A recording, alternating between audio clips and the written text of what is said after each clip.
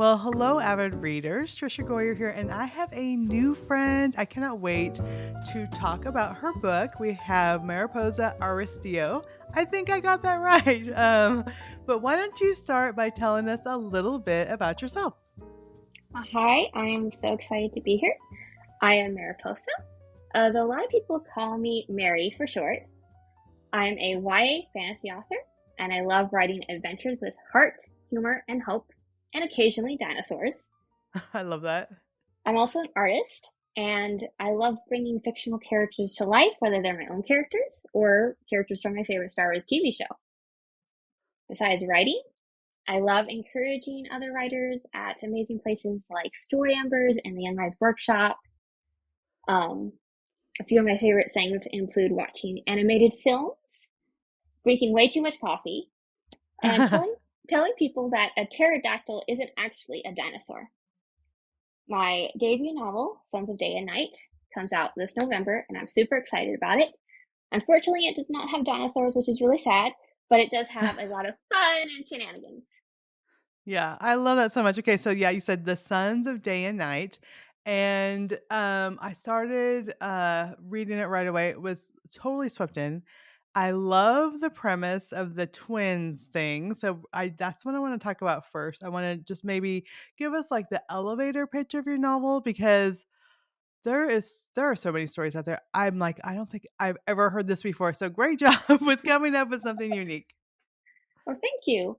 Well, basically, it is a reimagining of The Prince and the Pauper, Hmm. and it's set in a world where everyone has a double rather than just the king.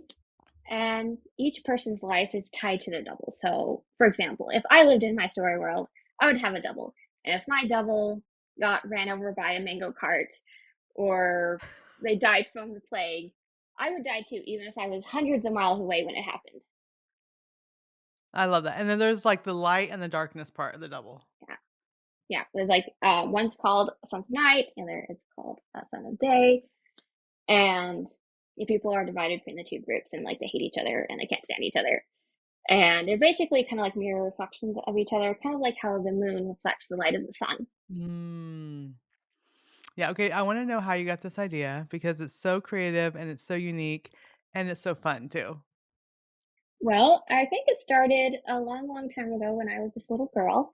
I love watching Barbie movies, and I Mm. love The Princess and the Pauper. I was obsessed with it. And I've always liked the idea of switch mistaken identities. Mhm. And a few years later, not just several years later, I decided I would like to write a Prince and the Pauper retelling. And I was really just thinking about the concept of twins, and then a what if question popped in my head. I pretty much always begin my stories with a what Yeah. if question. And the what if question was, what if everyone in the world had a double? And then everything just kind of spiraled from that one question, the whole world, the characters, everything. So I love that you talk about the twins and then the light and darkness. And it seems like right from the beginning when I started reading, you definitely see kind of this battle between light and darkness. And I know as I'm reading on that there is almost like spiritual application, even though it's not like spelled out. So I would just love to hear how kind of this light and darkness plays out in your novel, and then kind of for you as an author, the deeper meaning behind it. Well, the Sons of Night and the story are kind of like the upper class, the ruling class, and then the Sons of Day are the lower class, the poor, and it's kind of referencing the prince and the pauper of like the royal prince and then the pauper. So that's kind of the setup. And this is a little bit spoilers, but I'll try not to give away too much. That for me, one of the things I was just thinking about with like all the conflict going on in the world and people are like kind of at each other's Mm, throats is that we all were created by one creator. mhm. And while we are vastly different, we also share similarities. We have all gone through pain. We've all gone through hard things. And this is what the story is about, that even though people are vastly different, that we're also very much alike and just how we share that. And the story, like it follows through and Dacius, and they're learning that they're actually more alike than they think they are. Mhm. Yeah, and so Decius is the wicked king, and so we know that he has the power over the separator. And this is right from the beginning, so I don't feel like I'm spoiling anything. It's also in the back cover copy, and there's someone that wants to stop him, and that person that's going in trying to stop him realizes, like, wait, he is my devil. And I think right from the beginning, I'm like, I know. As soon as he gets in there, like as soon as he starts breaking into like kind of like the chamber area, I'm like, this is what he's going to find out. So again, this is right at the beginning. It also talks about it on the back cover, but I love that you're right in there from the point of view like the prince and the pauper. There's someone that has complete control, and then his twin is someone who wants to take away that control and help the people. And so what I love and it makes me think of we'll talk about the young writers workshop type of stuff later, but I was just talking about this with my creative writing students yesterday when I was in class teaching them is like you need people to have right from the beginning they have something that they want. And so both of these people have something they want, but at the end of the book you have to have something they need that they may not realize what they really need at the beginning, but it's going to unfold in the end and they're going to discover what their heart truly needs. And what I love, in fact, I'm going to probably take this book in and show them because I'm like, this is a perfect example. Right away, you have a king, and he wants to not let this power of the separator get into the wrong hand or get into what he thinks is the wrong hands. And then you have someone who thinks they want this for the good of the people. And so right away, there's two characters in conflict, which makes for a great read. But the fact that they're the mirror image of each other and the opposites is like, okay, this just up the stakes. And I feel like this is perfectly exactly what I was teaching in class yesterday, that you were able to set this up at the beginning of your novel. Well, one of the things I really wanted to do was make Dacius and Waru like exactly the same but completely opposite at the same time. Hmm. Yeah. And I think that's, you did such a good job. Okay. So, what was the hardest thing about writing this book? Hmm.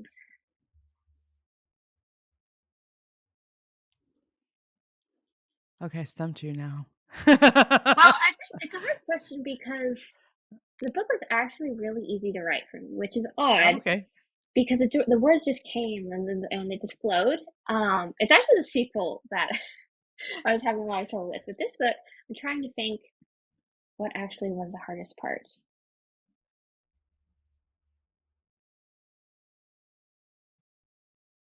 Maybe the world building?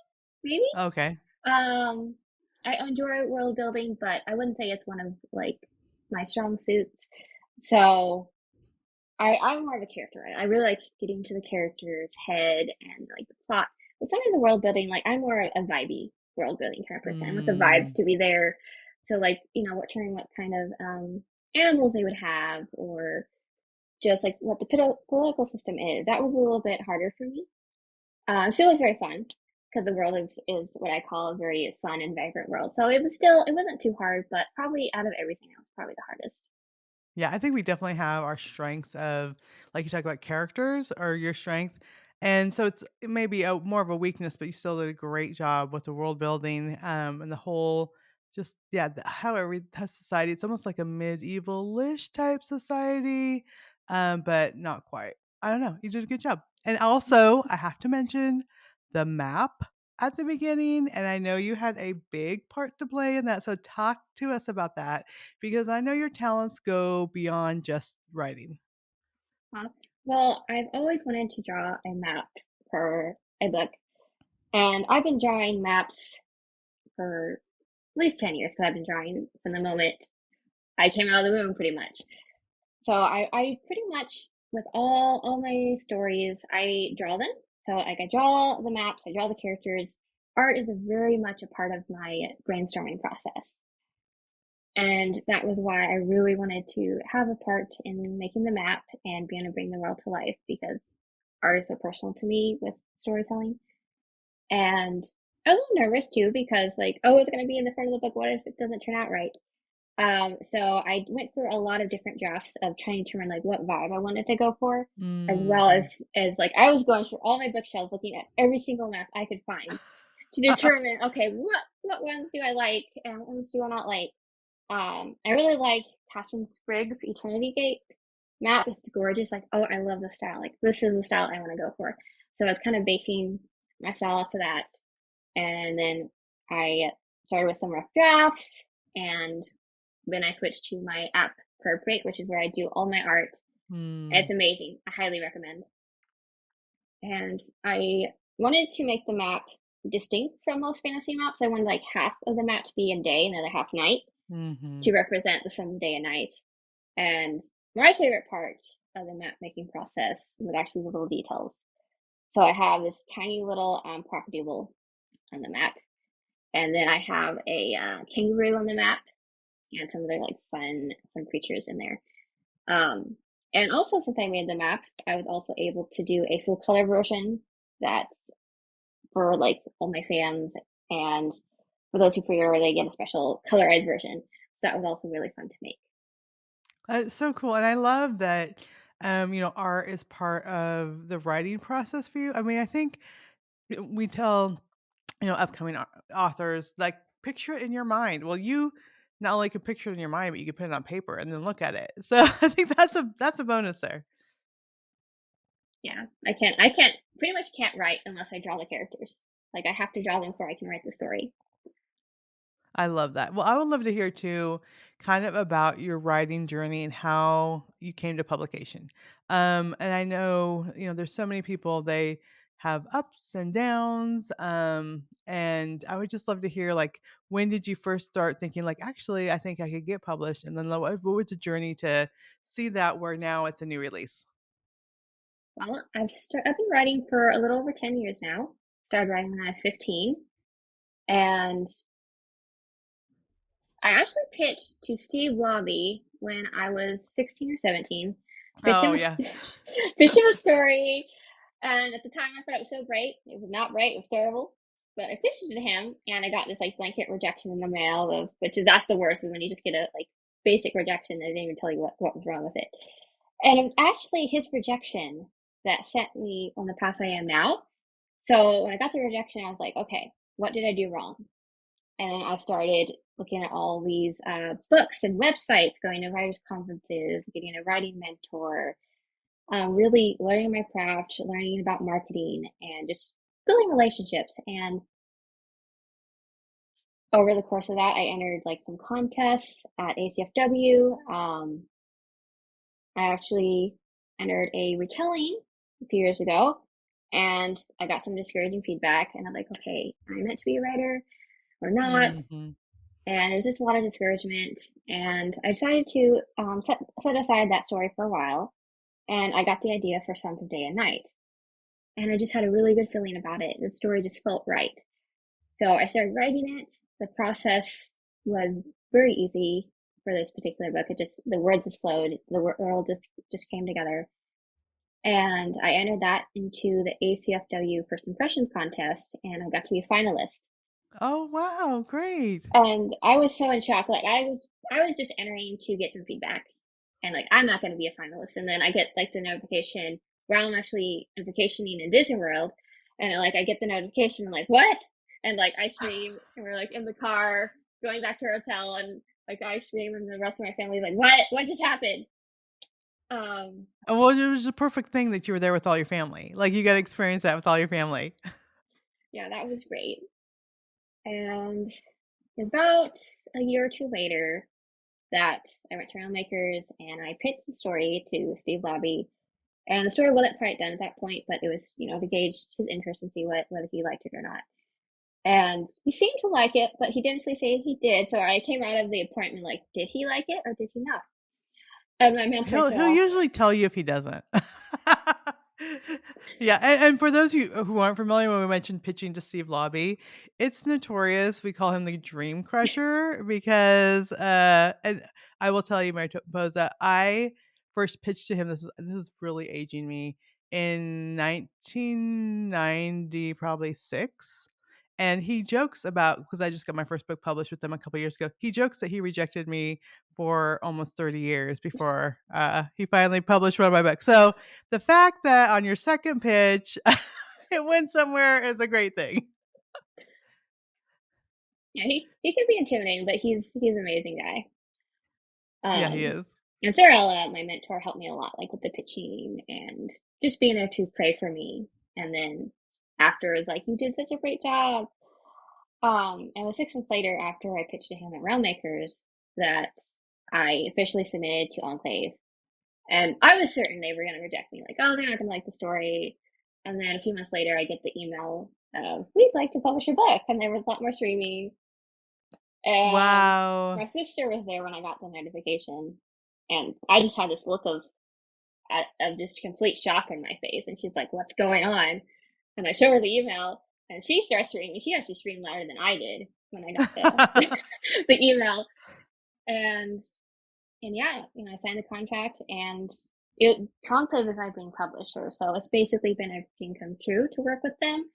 And I just got a lot of excitement over the story, more than I ever expected. I had this huge line at Railmakers for people lining up to get ARCs, like 30 minutes in advance. And I've just been blown away by how people have supported me and how excited they are for a story that haven't even read yet. Yeah, it's so good. Well, I've started reading it. I'm like on chapter 5 and it's really good. So, great job, especially for your debut novel. I just love it. Thank you. Yeah, and I also know that you really you talk about you love how people are just encouraging to you. I want to hear more about how you encourage others because I know there's story embers, there's young writers workshop stuff. So tell us a little bit about, not only are you writing, you're getting books published, but you're also encouraging other people. Well, at the Young Rise Workshop, I'm the social media manager, and I love creating content that encourages young writers. At the Young Rise Retreat that they have every year, I get to interact with the actual young writers, and I get to talk with them, and sometimes I feel real with them, and I get really excited about that. And I love like sharing encouraging quotes on social media, and like getting the young writers, like, we do meme contests sometimes, and they love that. Um, at Story Embers, I do a whole bunch of different things. I do social media. I do write articles sometimes. We used to have a podcast, which currently right now we're not doing a podcast, but when we did have a podcast, I was on there. We talk about all kinds of writing stuff, particularly writing as a Christian and how our worldview affects our writing. Mhm. And that I'm very passionate about, because even when you write stories that aren't explicitly Christian, our faith still comes into play in those stories. Sort of like the story of Esther. It never mentions God in the Bible, in the book of Esther, but yet it still glorifies God. And I always like to point people to that book of the Bible when they're like, "What if I don't have God in my story? Can I still glorify God?" And like, yes, you can. There are so many ways you can do that. And yeah, I love being able to encourage writers, especially because I've been in some dark places as a writer and very discouraged. So, like I tell people, just keep going. You'll get there. It may take a while, but your words matter, and God can use them in amazing ways.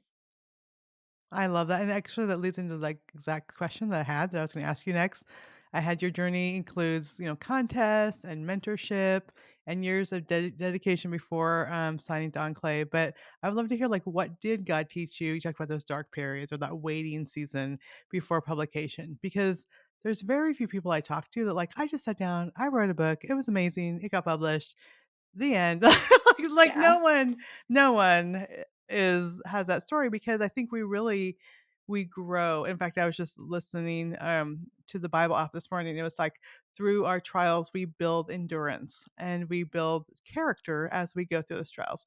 That is not a direct quote, but that's what Paul was saying, in the book of Romans, and I think it's during those hard times and those waiting seasons when we do grow, so I just love to hear kind of what God spoke to you and what you learned during those seasons? Well, my writing career definitely has had a lot of ups and downs. What actually got me writing was when our church broke up, and we had this huge Mm. thing going through church, and I decided to write a story to like process what's going on. And that was actually what got me on the road to writing. And when I wrote Sons of Day and Night, I wrote it when my mom had cancer, and she Mm. passed away during all that. And I ended up setting the story aside for a while. But God was teaching me that your words, I want you to write this book. And even when times are hard, there's still light. And that is also what Sons of Day and Night is about, is that even in the darkest times, there's light. And the story helped me to process that and help me to see that God is good even in hard times. And also another thing that he taught me through like hard times and losing people is that it helps me to be more empathetic towards other people who are going through hard times because I can kind of see what they're going through. And like my characters, like I'm more able to write about hard things in my stories because I've gone through that. And then that Mhm. can touch other people. So like I don't like going through hard times. No one does.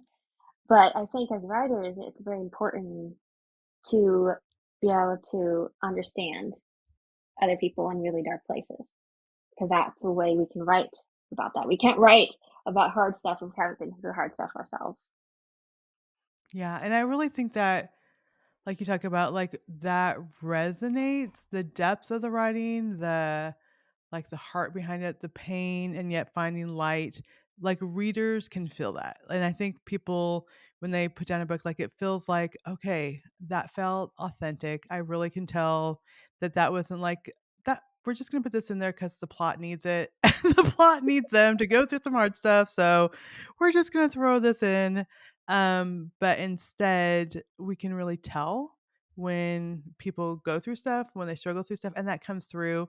And I love, so let's talk a little bit about fantasy too, because um, I just went to World Makers. It's probably 5 years ago now, and I went with my son who's in his early 30s because he wanted to write speculative fiction. I'm like, I'll just go with him, and I was so amazed. I got a whole bunch of books, the award winners. I started reading them, and I love them now. But I was so amazed because I think so much truth can be told in fantasy in sometimes ways that it isn't in other novels. So let's talk a little bit about that and why you write fantasy and what do you think that gives you the opportunity to do through the storytelling? Well, I've always loved fantasy. Like I've been obsessed with fantasy for as long as I can remember. Probably because I grew up in Disney films. But Yeah. I've just always loved the imaginative nature of fantasy. And like it allows us to create worlds and these completely unreal things that do not cannot happen in the real world. Like, you know, Narnia and and Tolkien. There's just these amazing worlds that you can't create in like other like historical fiction. And I'm a very imaginative person, so I love being able to like create from scratch something that does not exist and escape to this new world. And it also I love it because like God is the ultimate creator. He's the creator of Mhm. worlds. So in some ways we're like kind of following his example when we write fantasy of creating those new worlds and those new characters. And I think fantasy has an advantage in portraying Christian truths because it can be more covert about it. So you can like have Mhm. symbols and you can like have a character that represents God, but actually, you know, our God in the sense, but it represents God. And I think we're more likely to reach like non-Christians with fantasy because you're not going to come to it expecting a Christian. You're not going to see all the Christian angles in it. But then later, after they've read it, it will like slowly sink in. They're like they'll start thinking, and like maybe they'll like pick up another book that has like more Christian themes in it, or maybe pick up the Bible. Um, like the Chronicles of Narnia. There's so many Christian themes in there, but yet people all over the world enjoy it.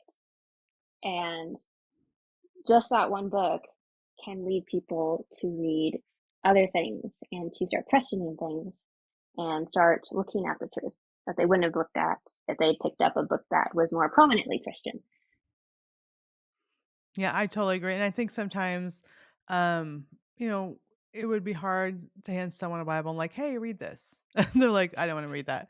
But you're like, hey, this is a really cool novel. And like, oh, that does look good. Let me try that. But then they get the same, they get those elements woven in. And you're right. I totally say this all the time that the worldview and the heart of the writer will come through in the book. Yes. Which I also tell my kids, like, sometimes I'm like, "Nope, you can't check that book out of the library." "Oh, I'm sure there's nothing bad in it." Well, I'm like, "Well, I know the worldview of that author, and I don't want you reading that book. So I love that it's so true with these elements, even though they're subtle or symbolic, it comes through, and people will think about those things. Even when some of my novels, I've had someone come up. I love how you put this symbol there of this thing in this conversation that really spoke to my heart. It reminded me of God's always with me. I'm like, I was just having her pick up a thimble, like, because she's sitting at a sewing table. Like, that was not supposed to mean anything. But again, author is truly God. He is the one that is breathes inspiration on us, and he could use anything. So I love that. That yeah, you're totally right. Okay, so I have a fun question now because I know you love Disney. So who would be a favorite Disney character that you think would thrive in Twinsbane, which is your world of your book? I'm writer, I think. Okay, I love Flynn Rider. That is that's like one of my top 3, Disney movies for sure.